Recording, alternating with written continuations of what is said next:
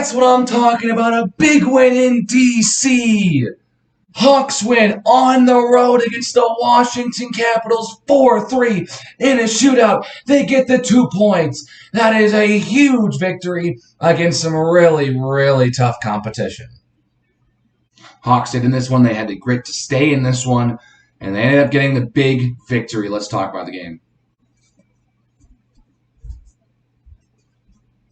The first period was largely uneventful, except towards the end of the period, about a minute to go, it's Seth Jones, who has a clear pass attempt that ends up looking like it's going to Patrick Kane, but he ends up boxing the Capitals defender out of the play, and it goes right to DeBrincat, who catches the puck, passes it to Patrick Kane, who gets it back over to DeBrincat. It's a one move, and in past Vanacek, it's 1-0.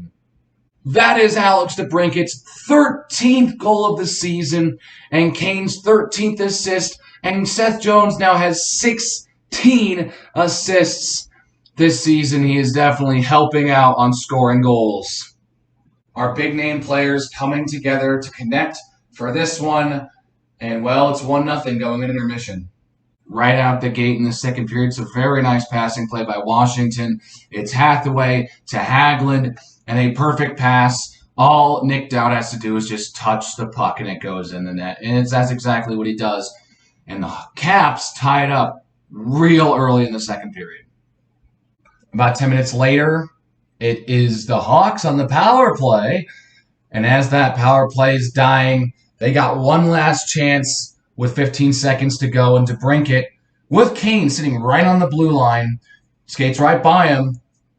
And then guess what? He finds a wide-open Dominic Kubalik, who roofs it past Vanacek, and the power play marker for Dominic Kubalik makes this one 2-1 Chicago. And that one's really important because Kubalik has had some struggles scoring goals this year. It's only his 4th of the season. And that's only that's DeBrincat's 4th assist of the season. Doc got the secondary assist, his 6th of the season. But Kubalik and Duck needed to step up recently, and they're starting to get some more points on the score sheet. But they're definitely still need to get better and produce more if we want to have a chance at making some noise. As the period's winding down, there's about 2 minutes to go, and guess who? It's Alex Ovechkin. On the side, close to the boards, he goes for a centering pass, but it goes off the skate of Borgstrom, hits the post. It's okay, right? Fleury will cover it, and we just fine. Jones tries to assist, cover it up, but guess who's there? Guess who's right there? It's Evgeny Kuznetsov. So he just rams it in, and the game's tied 2-2, and that's how we go into second intermission after 3 goals in the second period. And this one is just great because the Hawks actually go into the third period with the power play. And there's only about a minute on that power play that's left. And you know what happens right as that ends with, only about a minute gone in the period? It's a perfect lead pass to Hathaway, who just comes out of the box. And so he's able to be incredibly wide open, 10 feet, in front of any Hawks defender. And he's got a breakaway. Fleury actually makes preliminary save, but then it goes past them into the net, and it's 3-2 Washington because for some reason Marc-Andre Fleury did not make that save in reality, which is just upsetting. And so the Caps take the lead on a breakaway goal from Hathaway. So about 10 minutes later, it's under 10 minutes in the third period. Hawks are down by 1. Most of the time they lose these games. But they actually get one here, as Josiah Slavin, who was recently called up, moves into the zone, gets some good distance in, cuts back, and finds an open Seth Jones, who looks like he just got off the bench in a fresh pair of skates, just comes into the blue line, perfect pass from Slavin, and he rips that thing past Vanacek, and the game is tied. Seth Jones, another goal, and all of a sudden, Seth Jones is just scoring goals.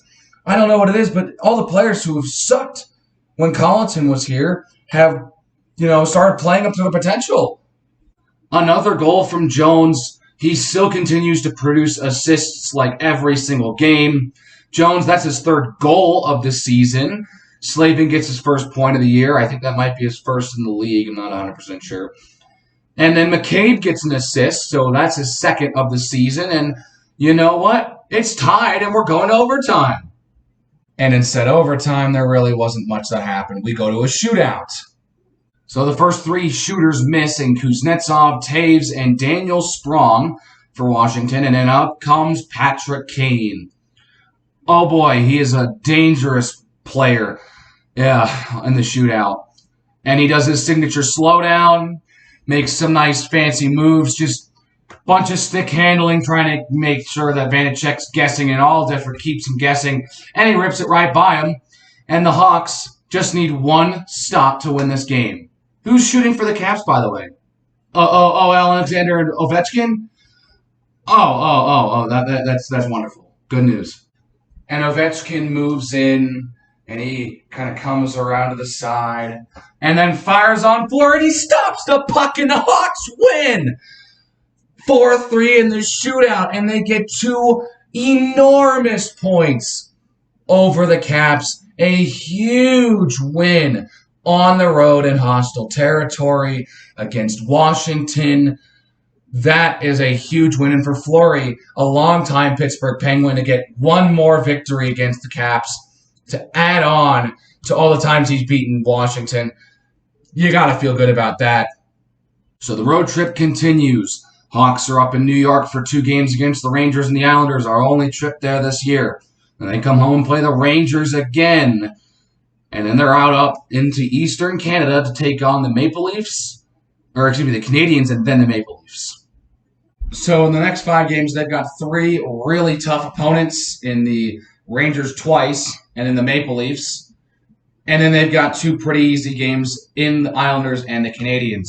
2 teams who were both Final Four teams last season, and all of a sudden they're having terrible seasons so far.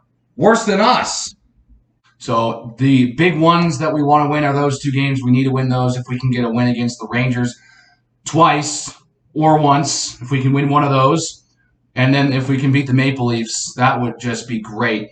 And we'll be done playing 3 of those 4 teams, actually. We have one more game, our home game against Montreal. But for the Rangers, Islanders, Maple Leafs, we're done. So fingers crossed for this little road trip and these next 5 games against Eastern Conference competition before they come home to play the Flames. If you like this video, hit the like button, hit the subscribe button. That's going to do it for me, and I will see you guys next time.